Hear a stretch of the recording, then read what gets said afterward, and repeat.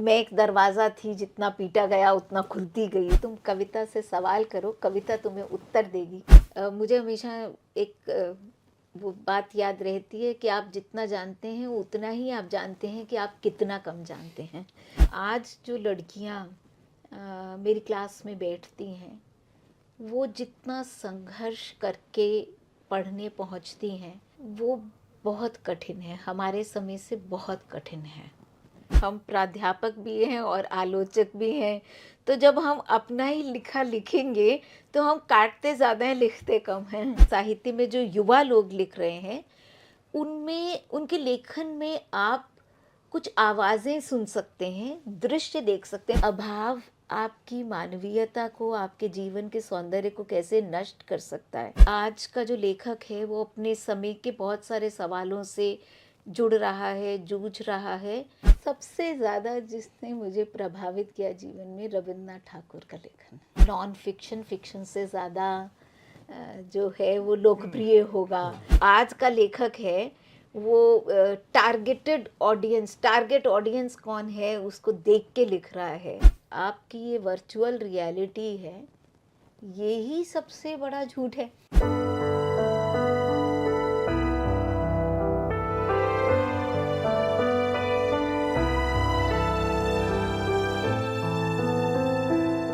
रचने की प्रक्रिया में मैं हरदम अपने से आगे ही रहती हूँ। पीछे मुड़कर देखने को कुछ भी नहीं। बाकी बचे वक्त में मैं अपना ही पीछा करती हूँ। आगे देखने को कुछ भी नहीं। मुद्दा सिर्फ कदम ताल बनाए रखने का है। वैसे तो ये कविता है सुकृता पॉल कुमार की, लेकिन सुकृता अंग्रेजी में लिखती हैं और हिंदी में ये पंक्तियाँ हमारे पास प्रोफेसर रेखा सेठी के अनुवाद से पहुंची हैं। रेखा जी साहित्य तक के बातें मुलाकातें कार्यक्रम में आज साहित्य तक के स्टूडियो में उपस्थित हैं। मैं जयप्रकाश पांडे हूं और आप जानते हैं कि यह कार्यक्रम आपके प्रिय रचनाकारों से बातचीत का है, उनके जीवन कर्म पर बातचीत का, किस तरह से उन्होंने साहित्य को चुना, क्या कुछ लिखा, क्या कुछ सृजित किया, जिससे हमारा आज का साहित्य बना है। रेखा सेठी जी की बहुविध सृजनात्मक प्रक्रिया रही है। बतौर आलोचक, संपादक, अनुवादक और प्राध्यापक के रूप में लगातार आप सक्रिय रही हैं। 19 पुस्तकें अब तक प्रकाशित हो चुकी हैं। हाल ही में एक पुस्तक जो आई, जो बहुत चर्चा का विषय है, साहित्य अकादमी ने इसको प्रकाशित किया। इसका नाम है अंतिम दिन।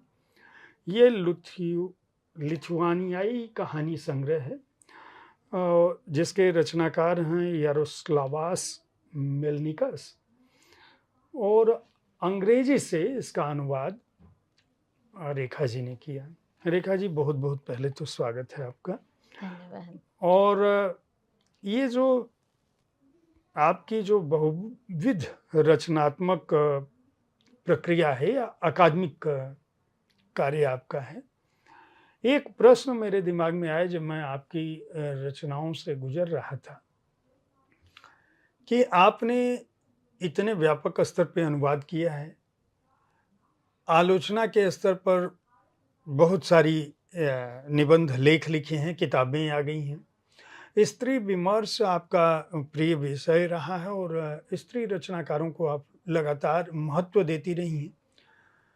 जो विश्व साहित्य है, विशेषकर अंग्रेजी साहित्य और हिंदी साहित्य, और उससे भी आगे बढ़कर हम कहें भारतीय साहित्य, तो उस पर एक गहन दृष्टि आपकी रही है। आपने स्वयं कथा, कहानी, उपन्यास के बारे में क्यों नहीं सोचा या क्यों नहीं लिखा? देखिए, ये बिल्कुल आपने सही कहा कि दो बातें हैं ना, हम प्राध्यापक भी हैं और आलोचक भी हैं। तो जब हम अपना ही लिखा लिखेंगे तो हम काटते ज़्यादा हैं, लिखते कम हैं। तो इसलिए कोई भी रचनात्मक ऐसी चीज़, ऐसा नहीं कि हमने लिखा नहीं है, लेकिन उसको हमने प्रकाशित नहीं किया क्योंकि हम उससे संतुष्ट ही नहीं हो पाए। तो दूसरे के लिखे की समीक्षा करना आसान होता है, लेकिन अपनी समीक्षा जब आप करते हैं, तो अपने को ज़्यादा कस के कटघरे में खड़ा करते हैं और शायद वो अभी तक हिम्मत बनी नहीं है कि इस तरह का कुछ प्रकाशित करें। नहीं, लेकिन मेरा प्रश्न यहाँ पर है इसी से जुड़ा हुआ कि आप जिस तरह से अपनी रचनाओं का चयन करती हैं अनुवाद के लिए या जिन विषयों पर आपने आलोचक की दृष्टि से भी नज़र डाली हैं, वे विमर्श बहुत ज़रूरी हैं। और मुझे लगता है कि क्या आप यह मानती हैं कि एक लेखक को आलोचक को दृष्टि में रखकर लिखना चाहिए या उसे अपने पाठक के लिए लिखना चाहिए? इन दिनों में एक मोनोग्राफ है साहित्य अकादमी का, उसका अनुवाद कर रही हूँ, जोगिंदर पॉल पर है वो मोनोग्राफ। और उनकी एक बात से बहुत सहमत हूँ। उन्होंने कहा कि जो भी अनुभव से मैं गुज़रता हूँ, मैं चाहता हूँ कि मेरे लिखे में पाठक उस अनुभव से गुज़रे। तो ना कोई लेखक अपने लिए लिखता है, केवल अपने अनुभव की अभिव्यक्ति के लिए, ना वो आलोचक के लिए लिखता है, बल्कि एक अनुभव को साझा करने के लिए लिखता है। यानी वो एक पाठक की गैलरी को प्ले नहीं कर रहा है, ये सोच के नहीं लिख रहा है कि ये मेरी टारगेट ऑडियंस है, जैसे कि आजकल मीडिया के ज़माने में सब कुछ टारगेटेड है, ऐसा नहीं है। लेकिन एक जिस अनुभव से वो गुज़र रहा है और मानवीय स्तर पर उस अनुभव ने उसे कैसे स्पर्श किया, अगर अपनी उस यात्रा में वो पाठक को साझीदार बना सकता है, तो मुझे लगता है ये उसकी सबसे बड़ी उपलब्धि होती है। आपके उत्तर से ही मेरे दिमाग में एक प्रश्न आया कि क्या भारतीय साहित्य और विश्व साहित्य वर्तमान समय से प्रभावित है? क्योंकि वर्तमान में जो युवा पीढ़ी लिख रही है या जो नए लेखक लिख रहे हैं, वे बहुत ही नियोजित ढंग से रणनीति बनाकर लिख रहे हैं। जबकि जिस समय की बात कर रही हैं या जिस विनिबंध की हुँ, आप बात कर रही हैं, अ, पुराने लेखकों की जिनकी बात आपकी पुस्तक आपने जो चयन किया है, जैसे अ, अनामिका जी की कविताओं का चयन किया है। आलोचना के क्षेत्र में आपने संयुक्त रूप से आलोचना समय में कुंवर नारायण जी को देखा है। रेखा सेठी जी की जो पंकज कुमार बोस के साथ यह हुँ, पुस्तक आई। इसी तरह से इंदु जैन जी की कविताओं हवा की मोहताज क्यों रहूं, ये भी आपने संयुक्त रूप से रेखा उप्रेती जी के साथ संपादित किया। इसी तरह से स्त्री चिंतन और विमर्श भी आपने संयुक्त रूप से रिजवाना फातिमा जी के साथ संपादित किया है। ये जो उस समय के जो लेखक थे जिनका, जैसे मैं स्त्री चिंतन और विमर्श की बात करूं या इंदु जैन जी की रचनाओं की या कुंवर नारायण जी की, उस दौर के लेखक जो लिख रहे थे, वह तो ठीक है कि लेखक एक चाहता है कि मैं अपने उन अनुभवों को या उस कल्पनाशीलता को अपने पाठकों के सामने रखूं, जिससे हमारा पाठक अपनापा महसूस करे। वर्तमान में क्या लेखक जो लोग लिख रहे हैं, वे जिस ढंग से नियोजित ढंग से रणनीति बनाकर लिख रहे हैं, क्या इससे हिंदी साहित्य या विश्व साहित्य किस दिशा में उन्मुख हो रहा है, आगे बढ़ रहा है? ये आपने बहुत गंभीर सवाल पूछा है, क्योंकि मुझे लगता है, मतलब जितना मैं पढ़ रही हूँ आजकल, जैसे आपने इतनी सारी किताबों का जो ज़िक्र किया, तो एक सवाल कहीं मेरे मन में कुछ सालों से अटका रहा। जब हम स्त्री विमर्श पर बातचीत करते थे और 5 साल पहले 2 वॉल्यूम्स में मेरी किताब स्त्री कविता पक्ष और परिप्रेक्ष्य आई थी, जी, और उसके लिए हमने इंटरव्यूज़ किए थे, उसका पहचान और संकलन द्वंद्व भी। पहचान और द्वंद्व में था।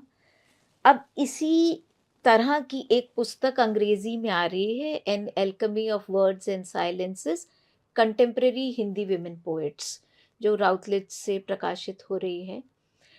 तो जो मेरी चिंता का विषय था वो ये था कि क्या विमेन्स राइटिंग को, स्त्री लेखन को हम एक अलग कैटेगरी के रूप में देख सकते हैं, एक अलग श्रेणी के रूप में देख सकते हैं? और क्या सच में किसी लेखक का जेंडर उसके साहित्य को प्रभावित करता है?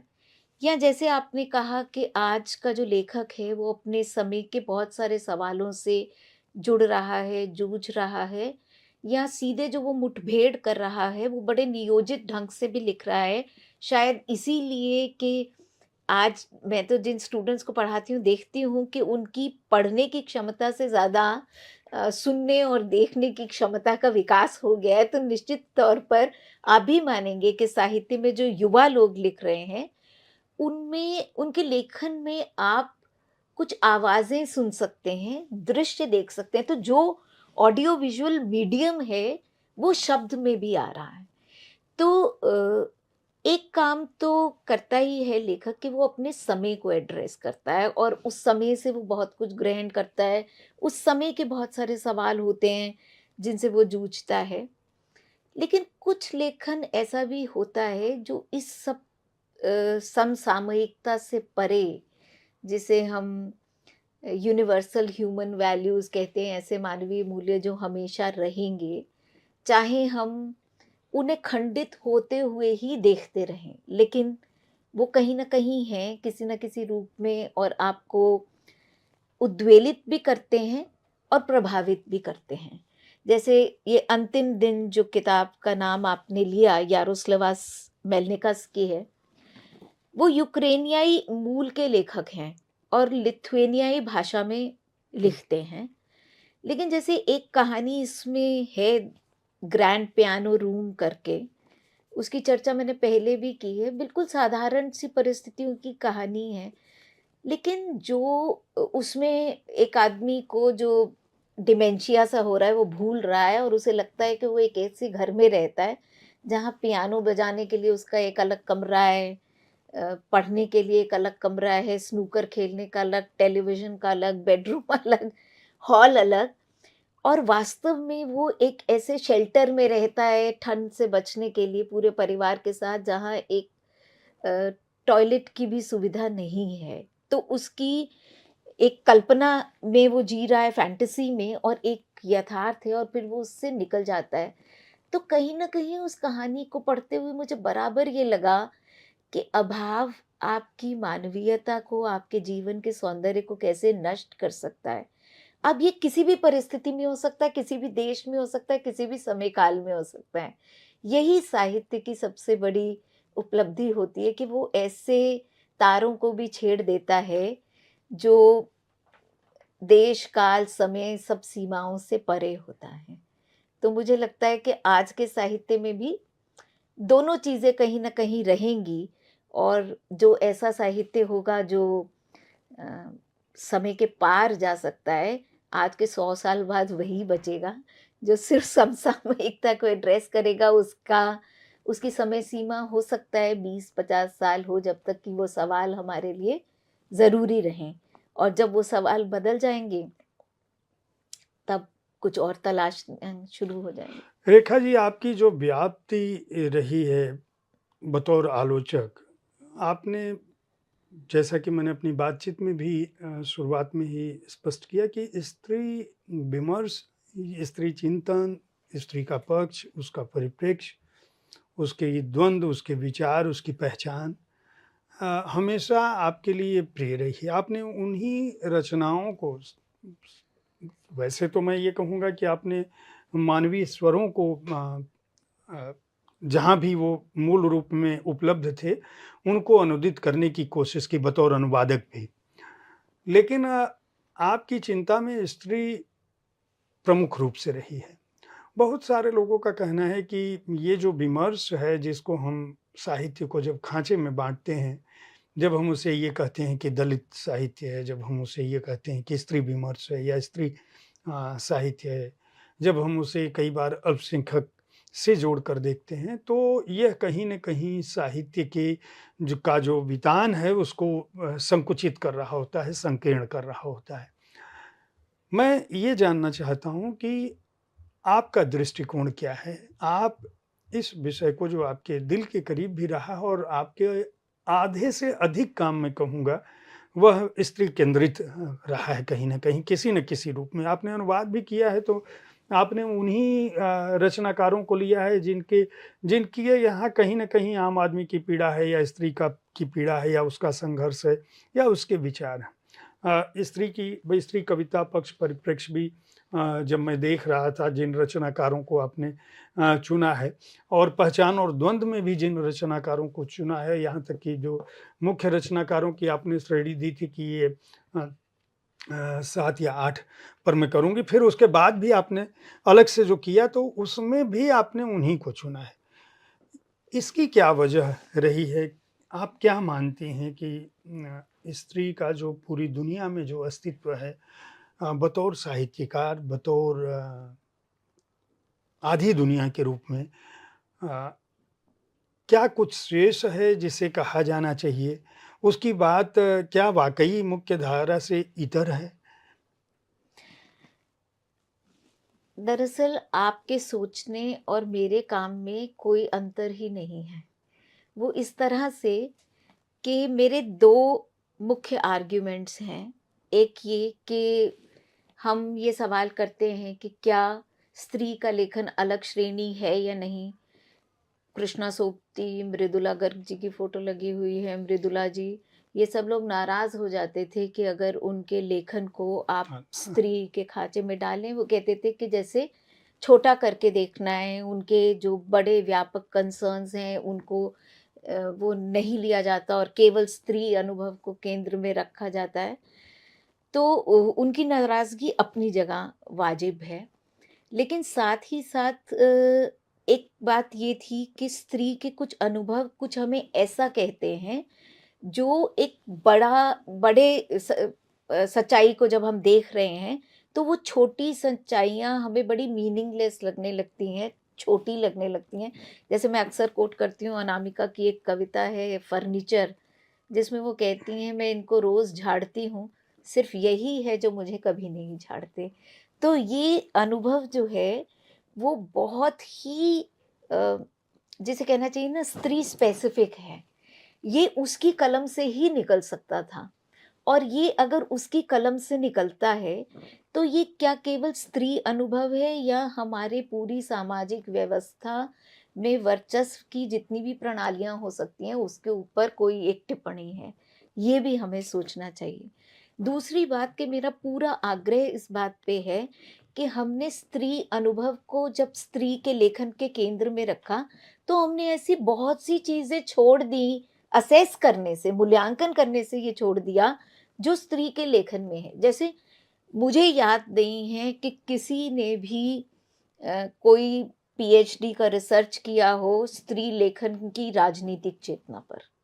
तो क्या जो एक देश की स्वतंत्र देश की नागरिक के नाते एक स्त्री जो बातें कहती है और पॉलिटिक्स पे कहती है, वो अमेरिका और रूस और भारत में जो राजनीतिक व्यवस्थाएँ हैं और जिस तरह से वो व्यवहार कर रही हैं या जो वैश्वीकरण की जो अर्थव्यवस्था पर उसके प्रभाव हुए, जो चमक-दमक की दुनिया है, वो मानवीय अनुभव को या आम आदमी के अनुभव को किस तरह छोटा किए दे रही है। तो ये जो उसके कंसर्न्स हैं, वो तो सामने ही नहीं आए।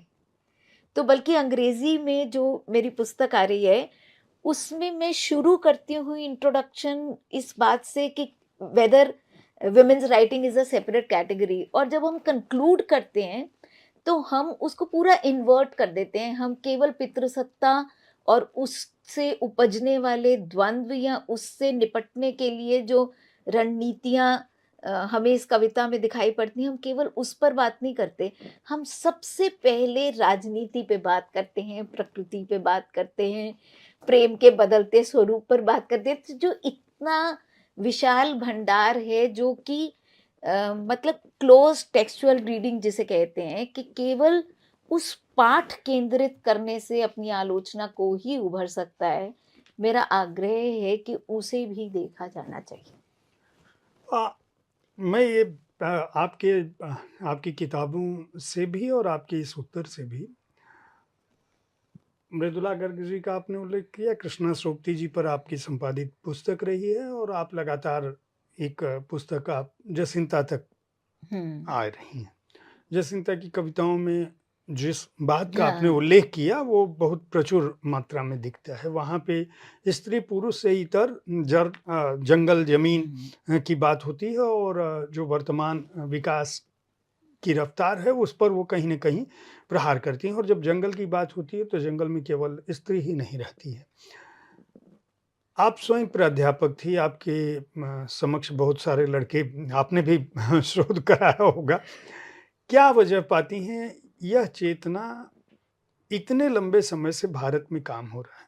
हाँ। साहित्य को लेकर बहुत सारे लोग जागरूक रहे हैं। आपने स्वयं अपनी इस पुस्तक में, जहाँ निर्मला पुतुल और सुशीला टाकभुरे जी और गगन गिल जी, कात्यायनी, सभी को लिया, सुमन केसरी जी को, वहीं अच्युतानंद मिश्र, मदन कश्यप, पवन करण को भी रखा है, जिन्होंने, उन पुरुषों को भी जिन्होंने स्त्री दृष्टिकोण को अपनी रचनाओं में जगह दी, या जिन्होंने स्त्री के मर्म को न केवल अपनी रचनाओं में बल्कि वो उस विमर्श का हिस्सा भी रहे और अपनी ओर से भी बढ़ाने की कोशिश की।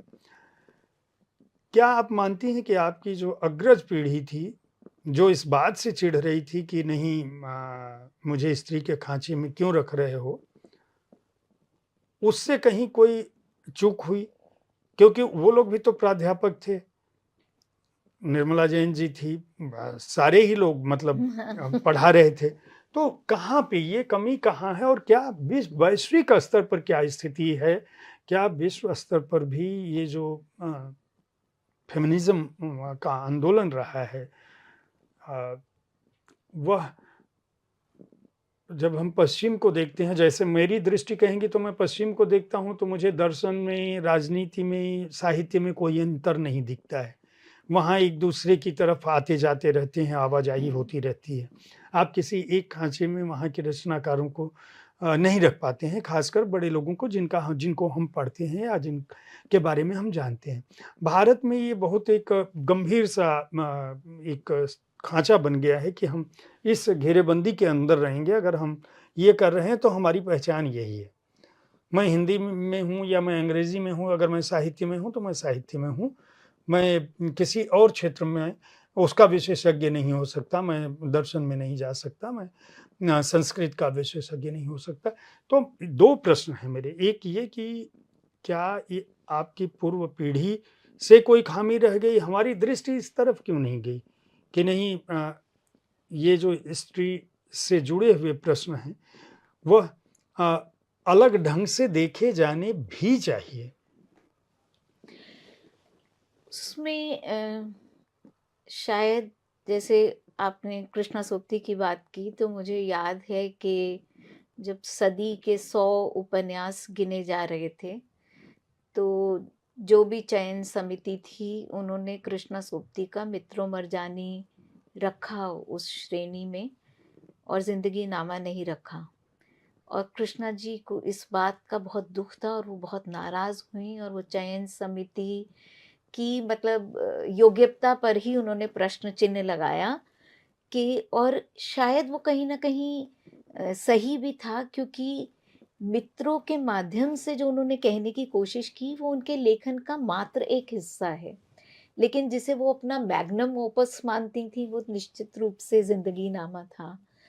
और उनको इस बात का दुख हुआ कि एक स्त्री रचनाकार होने के नाते उनका स्त्री केंद्रित उपन्यास ही चुना गया और जिंदगी नामा नहीं चुना गया।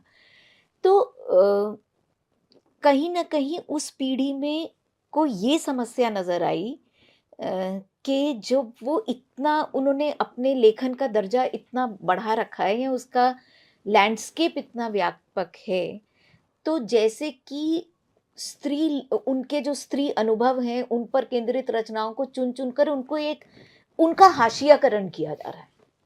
ठीक है। और 90 के बाद जो पीढ़ी आती है अनामिका या सविता सिंह की, वो इस बात को बल देती है कि मैं एक दरवाजा थी, जितना पीटा गया उतना खुलती गई, जैसा कि मुझे अब अपनी बात कहने से कोई रोक नहीं सकता, और मैं वो सब कहूंगी जो दर्ज नहीं किया गया है। और फिर एक झड़ी लग जाती है, चाहे सविता सिंह का संकलन हो, चाहे अनामिका के शुरू के संकलन हो, स्त्री अनुभव की भी बहुत बड़ी व्यापकता है। जैसे सविता सिंह के यहाँ जाएँ तो जो रात, अंधेरा, नींद, एक दर्शन उसमें एक मैं अक्सर कहती हूँ कि उनके यहाँ एक इंटेलेक्चुअल स्त्री का एकांत है, जिसमें वो आवाजाही करती रहती हैं। तो वो भी अनुभव ऐसे हैं जिनको कि डिसमिस नहीं किया जा सकता। तो वो हर व्यक्ति किस सोशल पोज़ीशन से और किस लोकेशन से बोल रहा है, ये बहुत इम्पोर्टेंट होता है। जैसे निर्मला पुतुल अगर आदिवासी जनसमाज के बीच में से बोल रही हैं, तो उनकी जो भौगोलिक स्थिति है वो भी बहुत इम्पोर्टेंट है। और आप निर्मला पुतुल और जसिंता में ही देखिए अंतर। जसिंता पढ़ी लिखी, विश्वस्त, जिसने एक व्यापक दुनिया देखी है अपने सामने, पूरे विश्व से जिसका परिचय है और वो जो बदलते समय को देख पा रही है, उसके साहित्य में एक तरह का पूरे जो परंपरा है, आदिवासी साहित्यिक परंपरा है, उसका एक रिफ्लेक्शन भी है और वो उसको साथ लेके चल रही है और वो किसी से शायद टकरा नहीं रही है। वो अपने होने में विश्वस्त है। यही बात आप पार्वती तिर्की की कविताओं में भी देखेंगे। मतलब जैसे एक कविता उसने लकड़ा करके है शायद उसकी वो कविता, और लकड़ा टाइगर मतलब बाघ को कहते हैं। और जो जनजीवन है और जो अ, मतलब ये जो जिसमें ये सारे बड़े-बड़े जानवर हैं, वो कैसे उनके साथ रहते हैं जंगल की दुनिया में। और सह अस्तित्व जो है कि मतलब उसके बाद वो लकड़ा ने उसके कान में ये कहा कि मैं भी तुम्हारा भाई हूँ। तो जो प्रकृति और अपने होने के बीच में अ, एक सहवास की स्थिति है कि एक को दूसरे पे नियंत्रण नहीं करना है, बल्कि एक दूसरे के साथ जीना है। ये जो एक भारतीय दर्शन की एक बहुत बड़ी दृष्टि है और वो उसके यहाँ एक बहुत ही सहज अनुभव के रूप में आ रही है, जो जनजातियों के जीवन में रहा है।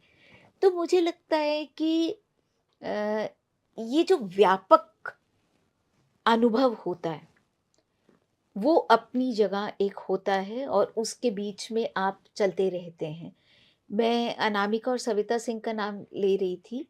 एक्चुअली इस कविता की पुस्तक में जो 7 कवित्रियाँ मैंने मेनली जी, चुनी थी, तो आप देखिए कि उनके पोज़ीशन में, उनके साहित्यिक अ, भाषा को बरतने में, अपने अनुभव की अभिव्यक्त करने में कितना अंतर है। गगन गिल की कविता और कात्यायनी कात्यायनी की कविता बिल्कुल अलग-अलग अलग। हैं। फिर सविता सिंह और अनामिका, फिर नीलेश रघुवंशी जो मान लीजिए कि मेरी ही पीढ़ी की हैं और जिन्हें बेटी होने के बावजूद पढ़ने-लिखने, अपने निर्णय लेने की सुविधा मिली है, उसका कविता में अप्रोच अलग है। सुशीला टाकभरे और निर्मला पुतुल तो हमारे स्त्री अनुभव को मात्र हमारा जेंडर तय नहीं करता है। हमारी शिक्षा दीक्षा, हमारी सामाजिक उपस्थिति कहाँ है, कैसी है, हमारी भौगोलिक स्थिति कैसी है। तो हम कई तरह की, जिसे कहना चाहिए, अनुभव सरणियों से एक बड़े अनुभव में तब्दील होते हैं। तो मुझे लगता है कि जो आप कह रहे हैं कि साहित्य में कोई अपना क्षेत्र चुन लिया या अपनी कंस्टिट्यूएंसी बना ली, ऐसा बिल्कुल नहीं है। वो अंततः जाके एक बड़े उसमें मिल जाता है, जैसे कि बड़े अनुभव में, जैसे नदियाँ समुद्र में मिल जाती हैं, और वो ही बड़ा अनुभव रहेगा। और ये जो स्त्री अनुभव है, इसकी जो इंटरप्रिटेशन है, ये वक़्त-वक़्त के साथ बदलती चली जाएगी। प्रोफ़ेसर रेखा सेठी अपने आप को किस रूप में देखती हैं? बतौर आलोचक, बतौर अनुवादक, बतौर प्राध्यापक, बतौर संपादक, बतौर छात्र, पाठक? पाठक के रूप में ही देखती हूँ, क्योंकि हर समय कुछ न कुछ मुझे हमेशा एक वो बात याद रहती है कि आप जितना जानते हैं उतना ही आप जानते हैं कि आप कितना कम जानते हैं। तो तो जैसे-जैसे आप पढ़ने लगते हैं, तो आपको लगता है कि अरे! मैंने ऐसे तो नहीं सोचा, या मैं तो ऐसा सोचती हूँ, या मैंने ये नहीं पढ़ा, या इसको ऐसे नहीं पढ़ा। दूसरी चीज़ कि एक प्राध्यापक होना मेरे रचना कर्म को बहुत प्रभावित करता है, क्योंकि जो युवा छात्राएँ मेरे सामने मेरी कक्षाओं में बैठती हैं, उनकी आँखों में ऐसे सवाल होते हैं जिनका जवाब देते-देते कई बार किताबों की परिकल्पना मन में चढ़ने लगती है। जैसे मैं हमारे कॉलेज में मल्टीमीडिया एंड मास कम्युनिकेशन का भी एक विभाग है। तो जब मैं उनको विज्ञापन पढ़ा रही थी, तो मैंने देखा कि जो बात मैं कहती थी उसका संबंध इंडस्ट्री से बिल्कुल नहीं था, और हिंदी में ऐसी कोई किताब नहीं थी जो ये विज्ञापन.com आई इसके बाद। हाँ, ये 2012 में आई। और मुझे मौका मिला कि मैंने लिंटास जो एक विज्ञापन एजेंसी थी और बहुत लोकप्रिय और प्रसिद्ध, और उनके यहाँ जाके बहुत सारे इंटरव्यूज़ किए और पूरी उनकी प्रक्रिया को समझा, और तब मुझे पता चला कि जिसे वो अकाउंट प्लानिंग डिपार्टमेंट कहते हैं, उसका लेखे-जोखे से कोई मतलब ही नहीं है। उनके लिए क्लाइंट ही अकाउंट है। तो ऐसी बहुत सी चीज़ें हुई और फिर उस पे रिसर्च करने लगे। तो ये एक बहुत मज़ेदार भी प्रक्रिया रहती है, और फिर जब हम अ, मतलब ये स्त्री चिंतन और विमर्श पढ़ाने लगे, तो हमें लगा कि नहीं-नहीं, बात पूरी नहीं कही गई है, अभी तो इसमें और कुछ है जोड़ने को। फिर ये किताब भी हमने ऐसे ही 15-20 जो 29 लेख हैं इसमें, हुँ। और कोशिश यही है कि मुझे लगता है कि एक लेंस से सिर्फ़ एक ही चीज़ को देखना ठीक नहीं है। उसको बड़ा करके भी देखना चाहिए, और फिर उसको बहुत नज़दीक जाकर भी देखना चाहिए। यानी आपके पास एक ओवरव्यू भी होना चाहिए, और एक बिल्कुल जिसे कहते हैं कि उसी टेक्स्ट पर जाके उससे जो सवाल-जवाब होते हैं, हमारे टीचर थे डॉक्टर नित्यानंद तिवारी, तो एक बार मैंने उनसे जैसे पूछ लिया कि उम, कई बार आधुनिक कविता पढ़ते हुए ऐसा लगता है कि ये अर्थ निश्चित नहीं है। तो उन्होंने कहा कि यही तो उसकी खूबसूरती है, तुम कविता से सवाल करो, कविता तुम्हें उत्तर देगी। तो तब से लेकर आज तक मैं यही कर रही हूँ कि मैं उस टेक्स्ट से सवाल करती हूँ और अपने लिए उत्तर ढूँढने की कोशिश करती इस साहित्य में आपकी अभिरुचि कैसे हुई? आपने हिंदी पढ़ाई के दौरान सामान्य तौर पर जब हम लोग भी पढ़ाई कर रहे थे तो ये होता था कि पहले जो अच्छे बच्चे हैं वो इंजीनियरिंग डॉक्टरी में चले गए, वो नहीं गए तो साइंस में चले गए, उससे बचा तो कला और सोशल साइंसेज़ में चले गए। वो उसमें भी सोशल साइंसेज़ में जब कुछ नहीं मिला, इकोनॉमिक्स वगैरह नहीं मिला, कॉमर्स नहीं मिला, तो जो बचा वो लिटरेचर में चले गए। लिटरेचर में फिर हिंदी अंग्रेजी में जो और थोड़ा पढ़ने वाले हैं वो अंग्रेजी में चले गए और जो बचे वाले हैं वो हिंदी में आ गए। हूँ। आप की रुचि हिंदी साहित्य में कैसे हुई? अ, आपके का पारिवारिक परिवेश क्या था? आप कहाँ पली-बढ़ी, कहाँ पैदा हुई? उसके बारे में कुछ बताएँ। मैं दिल्ली के चांदनी चौक इलाके में पली-बढ़ी, और वहाँ मतलब हम अ, पंजाबी परिवार का हिस्सा हैं, तो पंजाब से हैं मेरे माता-पिता। तो हमारे घर में पंजाबी बोली जाती थी, दादा-दादी, नाना-नानी के साथ।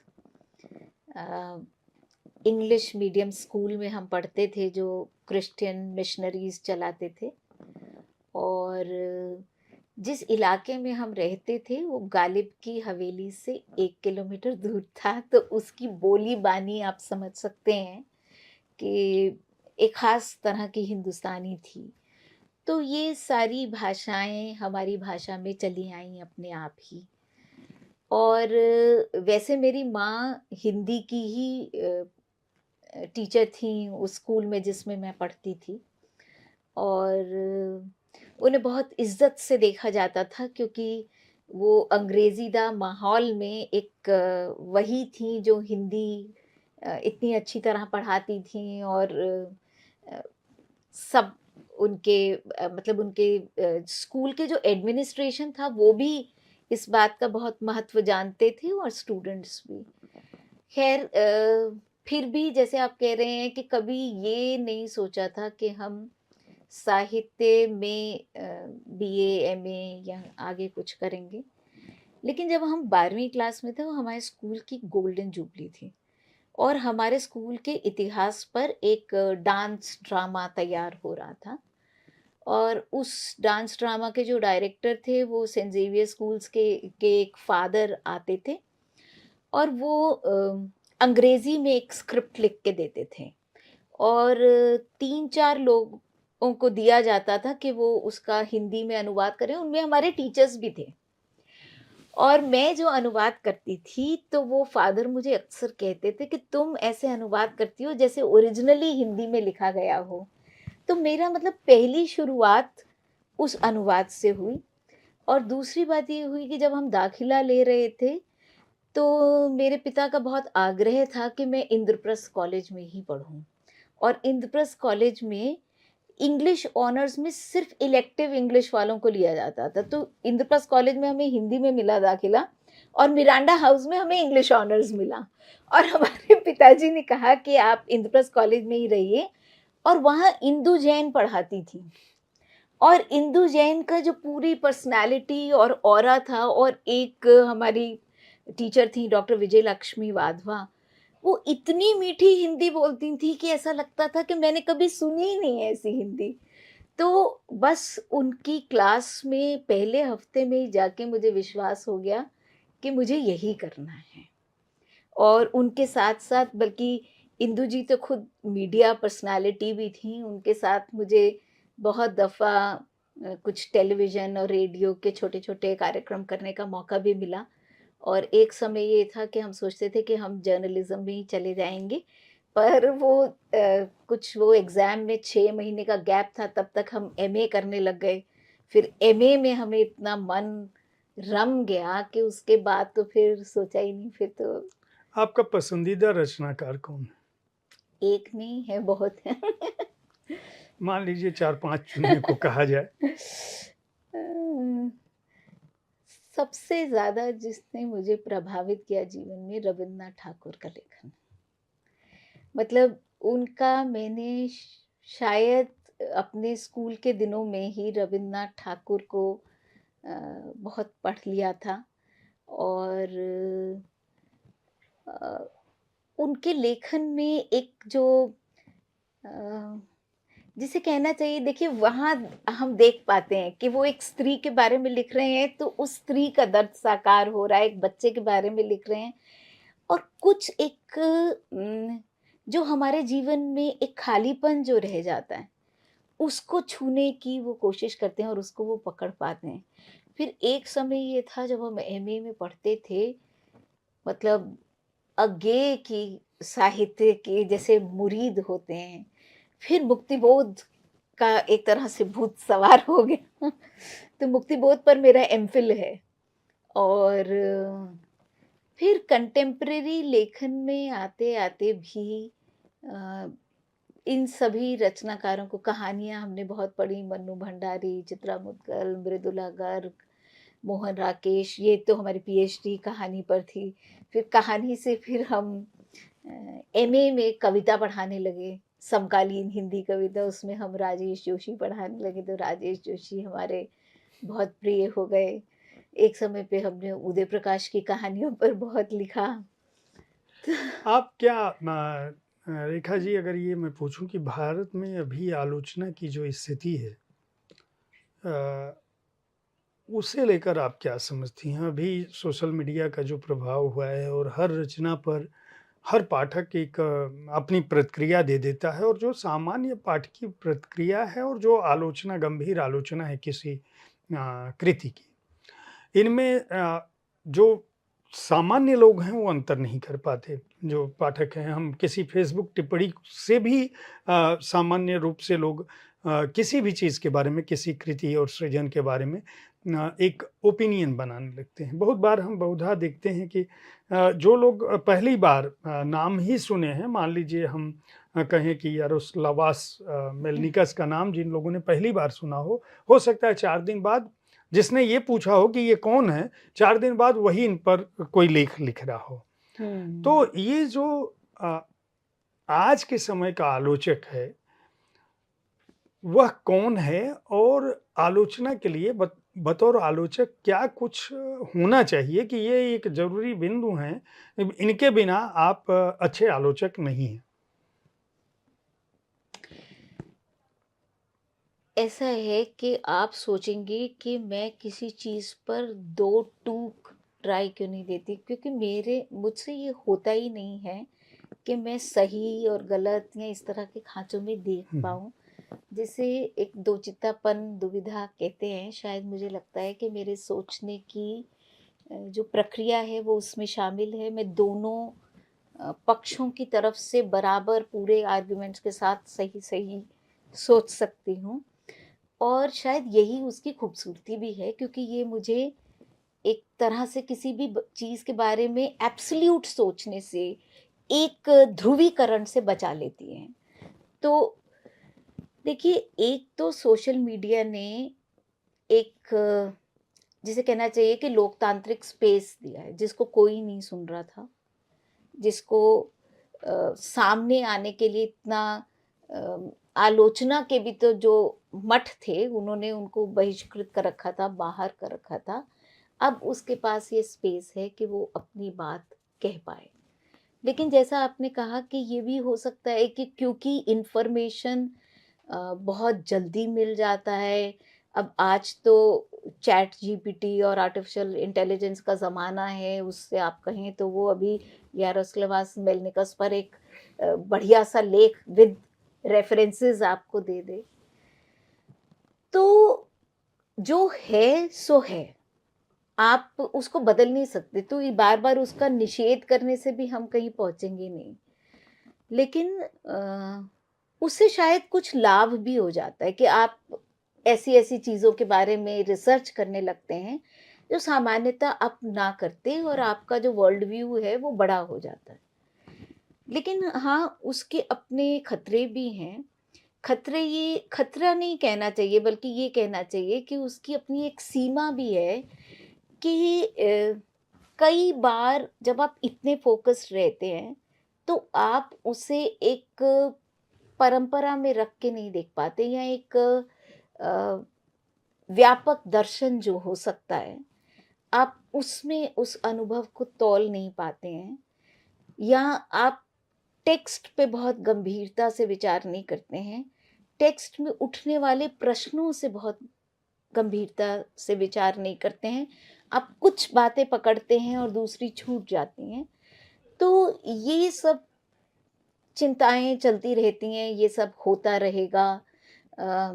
प्रिंटेड वर्ड से मीडिया का जो शब्द है, उसकी सत्ता बढ़ रही है और बढ़ेगी ही, आप उसको रोक नहीं सकते। लेकिन कुछ सुविधाएँ भी सामने आएँगी, जैसे अभी आप ये रिकॉर्डिंग कर रहे हैं और आपको वो सारा इंफ्रास्ट्रक्चर चाहिए ही नहीं जो आप आज से 10 साल पहले चाहिए था। तो आपका काम हो रहा है, और आप जितनी रिकॉर्डिंग्स कर रहे हैं उससे कहीं ज़्यादा कर पा रहे हैं। आप उसको यूट्यूब के माध्यम से ऑनलाइन कर पा रहे हैं। तो मुझे ये लगता है कि आलोचना में भी ये होगा, और शायद जो आपने जहाँ से सब चर्चा शुरू की थी कि क्या कोई लेखक आलोचक के लिए लिखेगा? तो आलोचक वो हो जाएगा, जैसे अनुवादक इनविजिबल हो जाता है, तो शायद आलोचक भी इनविजिबल हो जाएगा, और हर रचना का अपना पाठक वर्ग होगा। अपने अहमियत देने वाले शायद लोग होंगे। अब उसमें ये कहा जा सकता है, तो मतलब कोई ऐसी रचना नहीं होगी जो सबको प्रभावित करती हो। अ, तो मुझे लगता है कि ये जो समय है ना, ये बड़े फेर-बदल का और जल्दी फेर-बदल का समय है। पर इससे कोई एक बुनियादी संकट पैदा हो रहा हो, ऐसा मैं नहीं मानती। मुझे लगता है कि ये सब जो है ना, मंथन होते रहना चाहिए, और उसी से कुछ चीज़ें निकलती हैं। हिंदी साहित्य में कुछ विधाएँ मुझे लगता है कि विलुप्त सी हो रही हैं, बहुत सारी विधाएँ। निबंधों पर आपने बहुत सारा काम किया है, हरिशंकर परसाई, निबंधों की दुनिया, प्रेमचंद जी, निबंधों की दुनिया, बालमुकुंद गुप्ती।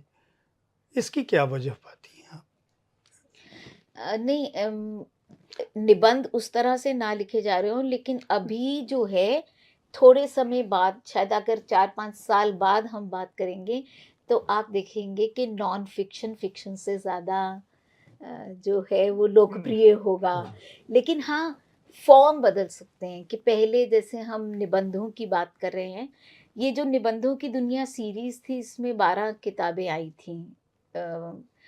शायद हाँ, 12 किताबें प्रकाशित हुई थीं और प्रोफ़ेसर निर्मला जैन इसकी प्रधान संपादक थीं।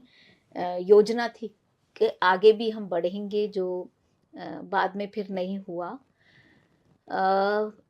इन सब में अगर हम देखें तो कुछ संपादकीय टिप्पणियाँ हैं, कुछ जो लेखकों ने विचार रखे समय-समय पर, तो निश्चित करके उन्होंने निबंध लिखे थे ऐसा नहीं था।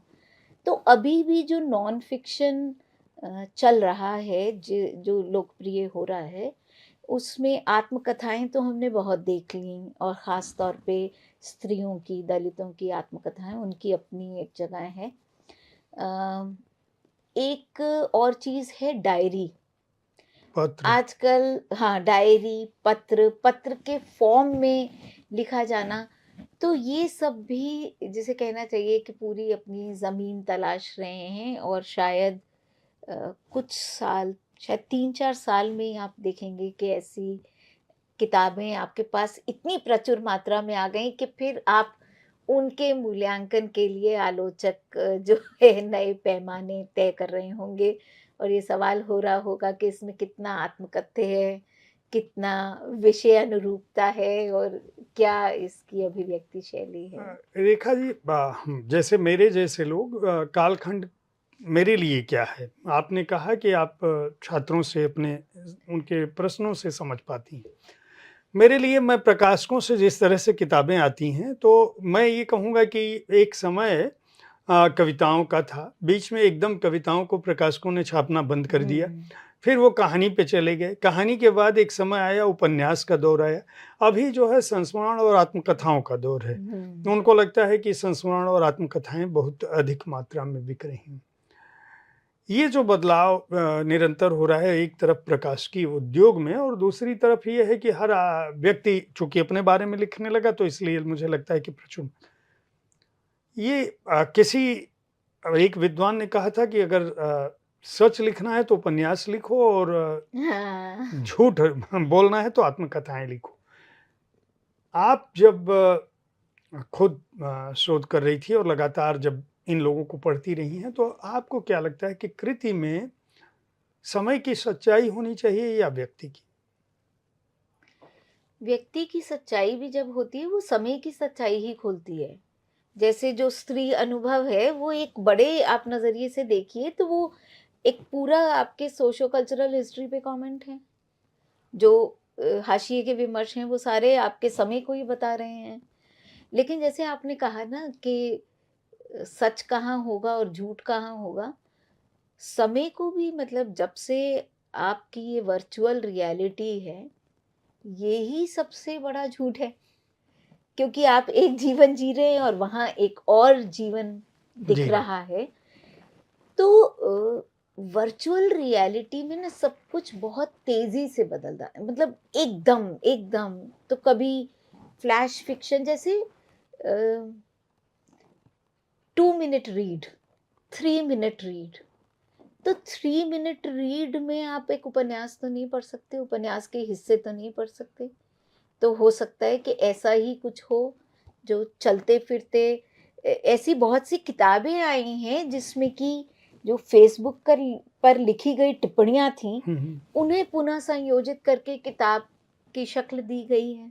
बहुत सारी किताब। हाँ, तो अ, अब उसमें क्या है कि उसकी ऑलरेडी एक मार्केट है। मतलब इस चीज़ से हमें इनकार नहीं करना चाहिए कि ये जो इकोनॉमिक्स या अर्थव्यवस्था है ना, ये चाहे अनचाहे सारी रस्सियाँ अपने हाथ रखती है। तो जो प्रकाशक है, वो मार्केट को देखकर ही किताब छापे। और उसी को प्रमोट करें। तो आप क्या कह रही हैं कि मतलब बाजार साहित्य की दिशा निर्धारित कर रहा है? बहुत हद तक कर रहा है, बहुत हद तक कर रहा है। जो आपने कहा भी था कि जो आज का लेखक है वो टारगेट ऑडियंस कौन है उसको देख के लिख रहा है, और उससे तो ठीक है कि वो साहित्य हमेशा के लिए बचेगा या नहीं, वो आपको छू पाएगा या नहीं छू पाएगा, ये एक अलग डिबेट है। और ये बात निश्चय ही है कि जो चीज़ें बचेंगी, जो आज से 100 साल बाद भी बचेंगी, जिसे आप इस सदी के अच्छी रचनाओं में गिन पाएँगे, वो नहीं होंगी जिन्हें बाज़ार नियंत्रित कर रहा है, बल्कि वो होंगी जो बाज़ार के विरोध में खड़ी होंगी, है ना? लेकिन ये जो चीज़ें हैं कि क्या छप रहा है, क्या बिक रहा है, इसको हम झुठला नहीं सकते कि कहीं न कहीं वो बाज़ार की नब्ज़ देख के छप रहा है। आप अपनी रचनाओं का चयन अनुवाद के लिए जब करती हैं तो किस रूप में करती हैं? क्योंकि जैसे जुगलबंदी की ही अगर बात करें अंग्रेजी की समकालीन स्त्री कविता, तो इसमें भारतीय रचनाकार हैं, जो अंग्रेजी में लिख रही हैं। सभी स्त्री रचनाकार हैं, ठीक हुँ, है?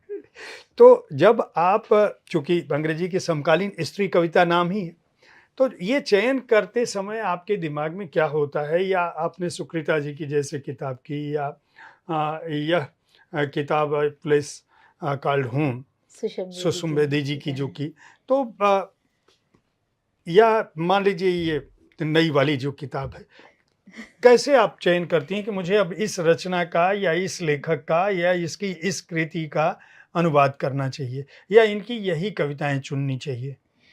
देखिए, मैंने आपसे कहा कि एक तरह से मेरा जो साहित्य में मन रमना जो शुरू हुआ था, एक अनुवाद की प्रक्रिया से ही शुरू हुआ था, जो स्कूल की हिस्ट्री हम लिख रहे थे। लेकिन जो सुकृता की कविताओं का जो अनुवाद था, वो मैंने सबसे पहले किया। और जैसा आप कह रहे हैं कि हमारे कॉलेज में ट्रांसलेशन एंड ट्रांसलेशन से स्टडी सेंटर बना।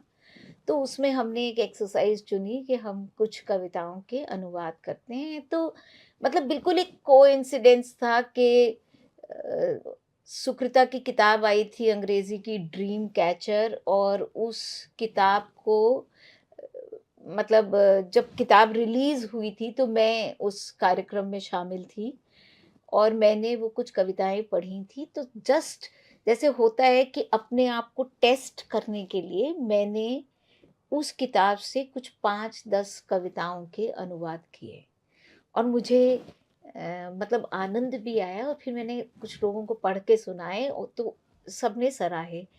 फिर मैंने सोचा कि सुकृता की कविताओं में से मैंने उनसे उनकी सारी रचनाएँ माँग लीं। फिर मैंने सोचा कि नहीं, मैं पूरी एक किताब करती हूँ शुरू से एंड तक। तो मैंने एक किताब उनकी थी, अ, तब तक गुलज़ार साहब उनकी कविताओं के अनुवाद कर चुके थे और सविता सिंह उनकी कविताओं के अनुवाद कर चुकी थीं। और मतलब तब हमने ये नहीं सोचा था कि हम प्रकाशित कराने के लिए कर रहे हैं या क्या। तो हमने उन कविताओं के अनुवाद किए, 1 डेढ़ साल शायद, कभी किया, कभी रखा, ऐसे चलता रहा। और अंततः उसको पॉलिश करके मतलब वो इस स्थिति में पहुँच गया कि हम उसे प्रकाशित कर सकें। और वहाँ से हम एक वर्ल्ड पोएट्री डे पर हमें बनारस हिंदू विश्वविद्यालय का एक कॉलेज है, वसंता कॉलेज, वहाँ बुलाया गया मुझे और सुकृता को। और क्योंकि वो कॉलेज उत्तर प्रदेश में है, तो जो उनके इंग्लिश के स्टूडेंट्स भी थे, उन्हें हिंदी में कविताएँ सुन के बहुत आनंद आया। और मतलब मैं वो दृश्य कभी मेरी आँखों से जाता नहीं है कि पूरा हॉल भरा हुआ था, और अनुवाद को उन स्टूडेंट्स और टीचर्स ने इतना सराहा, तो मुझे थोड़ा सीरियस लगा मामला और मुझे लगा कि नहीं, अच्छा हुआ है। फिर कोविड के दिनों में जब सब लोग अपने-अपने यहाँ थे, तो मैंने सोचा कि मैं ऐसे 25-30 लोगों के नामों की मैंने एक फ़हरिस्त बनाई, और मैंने उनको भेजा। किसी की मैंने कि मैं ऐसे आपकी कविताओं का अनुवाद करना चाहती हूँ, यदि आपकी अनुमति हो।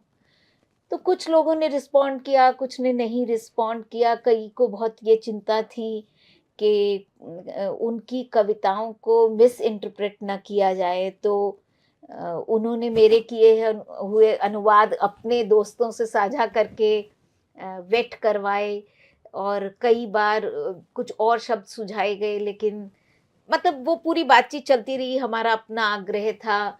लेकिन ये बड़ी एक अच्छी प्रक्रिया रही, और ज़्यादातर इसमें आप देखेंगे कि जो भी आप आज पत्रिकाएँ उठा लीजिए या ऑनलाइन देख लीजिए जर्नल्स, जो कवि आपको मिलेंगी, वो सब नाम इसमें शामिल हैं। कुछ 2-1 नामों को छोड़ के, और बल्कि जो लोग विदेशों में रह रही हैं, जैसे उषा अकेला हैं या नीता नाहल हैं, उनकी कविताएँ भी हमने इसमें शामिल की, और उन्होंने साथ दिया। और ये भी ऐसा हुआ कि बहुत सारी, जैसे एक हमने किया, कहीं समालोचन में छप गया, कभी शब्दांकन में छप गया, 8-10 ऐसे छप गए, फिर पड़े रहे, तो फिर एक दिन हमें लगा कि चलिए हम इसे संकलित करते हैं, और अ, अनुवाद की जो पूरी प्रक्रिया थी उस पर बात करते हैं। इसमें एक लंबी भूमिका भी है, जो अनुवाद की प्रक्रिया पर है। तो इस तरह ये किताब बनी। और फिर मतलब एक सुषम जी को हम जानते थे। सुषम जी जब गुज़र गईं, तब साहित्य अकादमी की तरफ से ये प्रस्ताव था कि कोई एक किताब ऐसे की जाए जो हिंदी से अंग्रेज़ी में हो। तो डॉक्टर मालाश्री लाल वहाँ एडवाइज़र हैं, तो उन्होंने कहा कि वो नहीं चाहती कि एंड मोमेंट पे कोई कॉपीराइट का। तो पहले हमने सुषम जी के परिवार से बात की, और हमें कॉपीराइट मिल गया। तो हम 7 लोगों का ग्रुप था, सब कॉलेज में पढ़ाने वाले लोग थे, और सबने 2-2 कहानियाँ की। और फिर वहाँ 3-4 दिन की एक्सटेंसिव एक्सरसाइज़ हुई। एक-एक लाइन, एक-एक शब्द को बैठ के, पूरे सुबह से हम बैठ जाते थे 10 बजे से 6 बजे तक, और सबकी कहानियाँ पढ़ी गईं, और सबने अपने सुझाव दिए। तो ये एक बहुत ही मज़ेदार एक्सरसाइज़ थी जो साहित्य अकादमी में होती है। एक अनुवादक के लिए क्या ज़रूरी होना चाहिए? आजकल बहुत मैं जो अनुवाद पढ़ता हूँ और बहुत दुखी होता हूँ, और सामान्य तौर पर जब मैं अनुदित किताबों पर अपने कार्यक्रम बुक कैफ़े के एक दिन एक किताब कार्यक्रम में मैं जब बोलता हूँ, तो अक्सर दुखी होकर और अफ़सोस के साथ बोलता हूँ कि बहुत सारी वर्तनी की त्रुटियाँ, बहुत सारी अनुवाद की त्रुटियाँ, और बड़े-बड़े रचनाकार और बड़े-बड़े अनुवादकों से ऐसी भूल लगातार हो रही है। किस बात की हड़बड़ी है मुझे नहीं पता है। अ, इसलिए मेरे दिमाग में यह प्रश्न आया, क्योंकि आप दोनों भाषाओं में, अंग्रेजी से हिंदी, हिंदी से अंग्रेजी, दोनों भाषाओं में अनुवाद कर रही हैं, और आपके अनुवाद कविताओं का अनुवाद सामान्य तौर पर भी थोड़ा कठिन होता है। ऐसे देखने पे लगता है आसान है, लेकिन है कठिन। तो एक अनुवादक के लिए क्या ज़रूरी होना चाहिए, और क्या वजह है कि अनुवाद अगर खराब हो तो बहुत खटकता है? मतलब मुझे लगता है, तो प्रकाशकों अ, को इस बात की जल्दी क्यों है कि वो खराब अनुवाद भी छाप देते हैं? ये तो मुझे नहीं पता है, लेकिन आप ये बात सही कह रहे हैं कि बाद में ना जो एडिटिंग होती है अनुवाद की, वो बहुत ज़रूरी होती है, क्योंकि आपने अनुवाद तो कर लिया, आप सही हैं इस नाते भी कर लिया। एक बड़ी कठिन प्रक्रिया है एक सही शब्द चुनने की। जैसे कई बार, जैसे आपने कहा, तो ये जो कविता आपने शुरू में पढ़ी थी, मुद्दा सिर्फ कदम ताल बनाए रखने का है, तो उसकी लाइन थी, the issue is only of keeping pace. अब पेस के लिए गति शब्द बहुत मिल जाता है, लेकिन बात गति की थी नहीं, किसी को किसी के आगे बढ़ना ही नहीं था। ये था कि साथ साथ चल सकें। तो मुझे उसके लिए कदम ताल शब्द सूझा, और मैंने उसका इस्तेमाल किया। कहने को हो सकता है कि इसमें बहुत आर्ग्यूमेंट भी हुआ किसी से हमारा, जिसने कहा कि गति शब्द का इस्तेमाल करना चाहिए था। हमने गति करके, काट के कदम उसको ताल। कदम ताल किया, क्योंकि हमें लगा कि भाव वहाँ जा रहा है। तो एक तो समस्या ये है कि जब हम अनुवाद करते हैं, हम उसको गलत अनुवाद नहीं कह सकते, कि शायद उसने जो लिखा गया है उसको ज्यों का त्यों अनुवाद कर दिया है। लेकिन अगर वो पढ़ने में हमारे अटक रहा है, अगर वो वाक्य संरचना अ, दूसरी भाषा की लग रही है, तब हिंदी का पाठक उसे कैसे आनंद लेगा उसका? ये भी दिक्कत है ना, कि आप पढ़ ही नहीं पा रहे, आप कुछ पन्नों के बाद आगे बढ़ ही नहीं पाएंगे। तो ये ज़रूरी हो जाता है कि जो प्रवाह है, जैसे मूल लेखन में होता है, तो कुछ चीज़ें तो आपको मूल की भी बचानी पड़ती हैं। कभी-कभी हमारे लिए ये जानना ज़रूरी होता है कि मूल भाषा का लेखक उस भाषा को कैसे बरतता है, हम जानना चाहते हैं। हो सकता है कि वो ट्विस्टेड वाक्य हों, लेकिन अगर वो करता है और अगर हम साध सकते हैं, जैसे जुगलबंदी की जब आप बात कर रहे थे, तो अंग्रेजी में इन दिनों ये चलन है कि फुल स्टॉप जो है वो लाइन के बीच में आ रहा है। बहुत सारे कवि कवित्रियां ऐसे लिख रहे हैं कि ऐसे एक लाइन चल रही है, तो जो लाइन ब्रेक है वो किसी फुल स्टॉप के साथ नहीं चल रहा, तो वो बीचों बीच आएगा और फिर आगे लाइन बढ़ेगी। लेकिन जब मैं अनुवाद कर रही थी, मुझे वो हिंदी की प्रकृति के बिल्कुल अनुकूल ही नहीं लगा।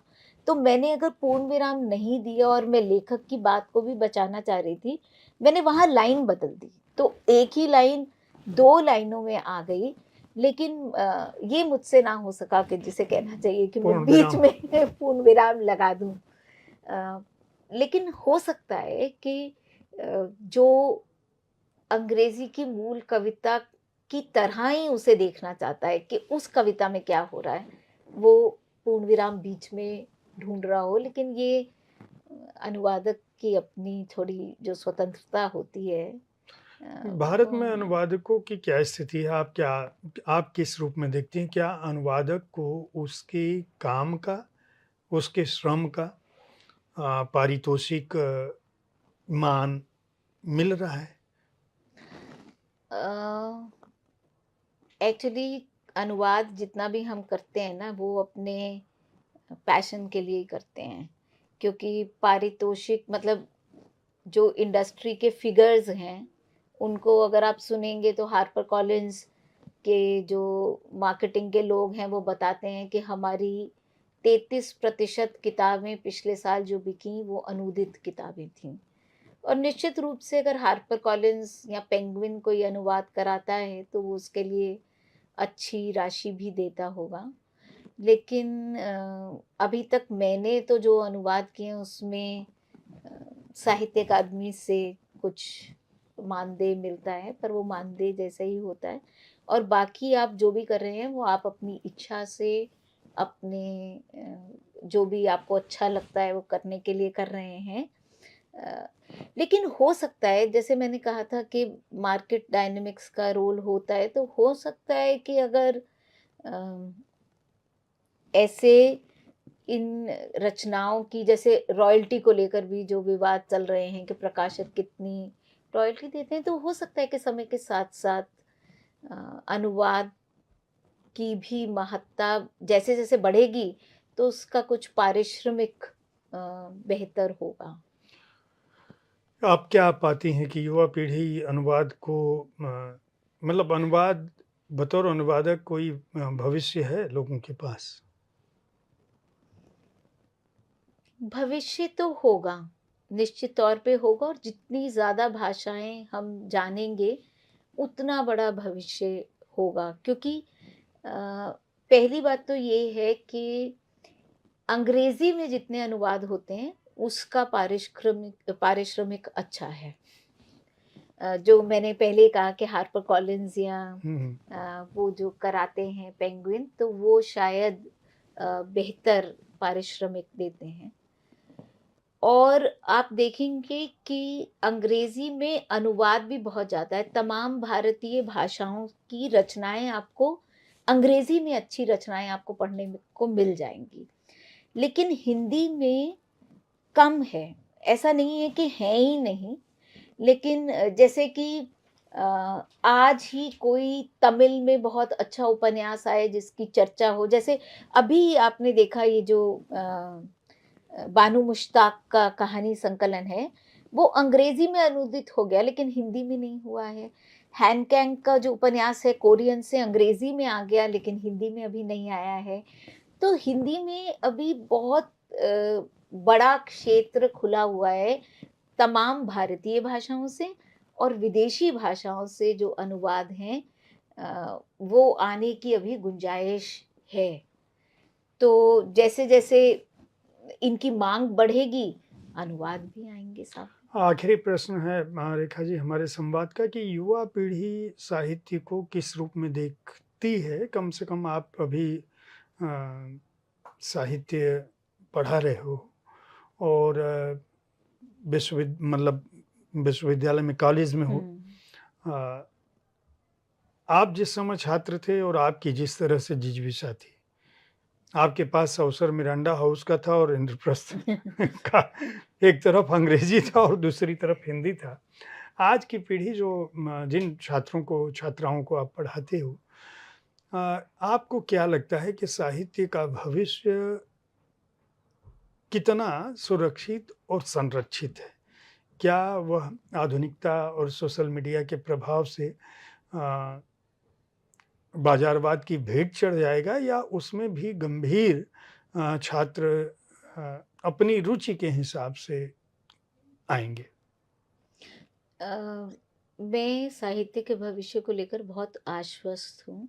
वैसे भी मैं काफ़ी आशावादी आशावादी हैं। हूँ, लेकिन मतलब एक कारण है। देखिए, मैं ये कहूँ कि आज से 15 साल पहले जो मेरी क्लास का ढाँचा था, वो नहीं बदला, ऐसा तो नहीं है। लेकिन आज जो लड़कियाँ मेरी क्लास में बैठती हैं, वो जितना संघर्ष करके पढ़ने पहुँचती हैं और जिस जिजीविषा से हर रोज़, जैसे मान लीजिए कि एक नई ज़िंदगी जीते हुए वो क्लास में बैठ रही हैं, पढ़ने आ रही हैं, जो भी पढ़ रही हैं, जो जीवन का लक्ष्य लेके उन्होंने अपने जीवन की यात्रा शुरू की है, वो बहुत कठिन है, हमारे समय से बहुत कठिन है। और इसे मुझे लगता है कि उन छात्राओं को इस बात का क्रेडिट मिलना चाहिए कि इतना सब संघर्ष करके भी वो पढ़ रही हैं। अब सवाल ये है कि वो पढ़ती रहेंगी या नहीं पढ़ती रहेंगी, वो रचेंगी या नहीं रचेंगी। तो मैंने देखा है कि शायद उनमें वो आत्मविश्वास भी है जो आगे वो रचेंगी। हम ये नहीं कह सकते कि हर क्लास से कोई निकलेगा, लेकिन ऐसा कोई ना कोई स्टूडेंट है ज़रूर जो कुछ समय बाद हमें मिले और कहे कि हाँ, मैं ये कर रही हूँ। और उसके दायरे भी बहुत बढ़ रहे हैं, अलग-अलग चीज़ें ये स्टूडेंट्स कर रही हैं। तो मेरी तो दिल से यही कामना है कि ये सब लड़कियां, खास तौर पे लड़कियों के कॉलेज में ही मैं पढ़ाती हूँ और लड़कियों से ज़्यादा वास्ता है, पर मैं चाहती हूँ कि ये लड़कियां कामयाब हों और अपने जीवन की दिशा पाएं, जिससे कि जिस बिल्कुल भारतीय क्रिकेट टीम की तरह हैं कि पता नहीं कैसे-कैसे करके वो यहाँ तक पहुँची हैं, तो उनकी आगे की यात्रा सुखद हो। उनके सुखद होने में ही, उनमें ही हमारा साहित्य बचेगा, ऐसा मेरा विश्वास है।